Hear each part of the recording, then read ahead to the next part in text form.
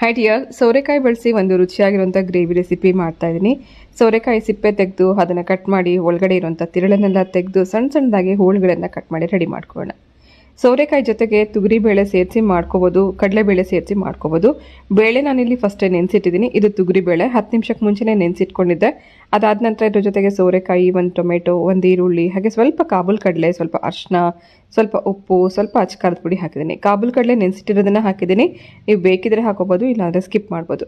ಇದನ್ನೆಲ್ಲ ಮುಳುಗುವಷ್ಟು ನೀರು ಹಾಕಿ ಕೊನೆಯಲ್ಲಿ ಒಂದು 2 ರಿಂದ 3 ಹಸಿಮೆಣಸಿನ್ಕಾಯಿನ ಸೀಳ್ಬಿಟ್ಟು ಹಾಕಿ 3 ವಿಸಿಲ್ ಕೂಗಿಸ್ಕೋಬೇಕು. 3 ವಿಸಿಲ್ ಕೂಗಿದ ನಂತರ ನೋಡಿ ಈ ರೀತಿ ಚೆನ್ನಾಗಿ ಬೆಂದಿರುತ್ತೆ.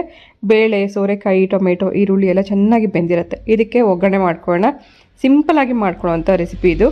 ಒಗ್ಗರಣೆಗೆ ಎಣ್ಣೆಯಲ್ಲಿ ಸಾಸಿವೆ, ಜೀರಿಗೆ, ಹಾಗೆ ಇಂಗು ಮತ್ತು ಬೆಳ್ಳುಳ್ಳಿ ಇದೆಲ್ಲ ಹಾಕಿ ಚೆನ್ನಾಗಿ ಫ್ರೈ ಮಾಡ್ಕೋಬೇಕು. ಬೆಳ್ಳುಳ್ಳಿ ಸ್ವಲ್ಪ ಬ್ರೌನ್ ಆಗೋವರೆಗೂ ಹುರ್ಕೋಬೇಕು. ಇದಾದ ನಂತರ ಸ್ವಲ್ಪ ಈರುಳ್ಳಿ, ಸ್ವಲ್ಪ ಟೊಮೆಟೊ ಹಾಕಿ ಅದು ಮೆತ್ತಗಾಗೋವರೆಗೂ ಹುರ್ಕೊಂಡ ನಂತರ ಒಂಚೂರು ಸಾಂಬಾರು ಪೌಡ್ರ್ ಹಾಕಿ ಮಿಕ್ಸ್ ಮಾಡಿಕೊಂಡು ತಕ್ಷಣ ಈ ಒಗ್ಗರಣೆನ ನಾವು ಬೇಯಿಸಿಟ್ಕೊಂಡಿರುವಂಥ ದಾಲ್ಗೆ ಮಿಕ್ಸ್ ಮಾಡಿಕೊಂಡ್ರೆ ಆಯಿತು. ಮತ್ತು ಕುದಿಸುವಂಥ ಅವಶ್ಯಕತೆ ಏನಿಲ್ಲ, ತುಂಬ ರುಚಿಯಾಗುತ್ತೆ.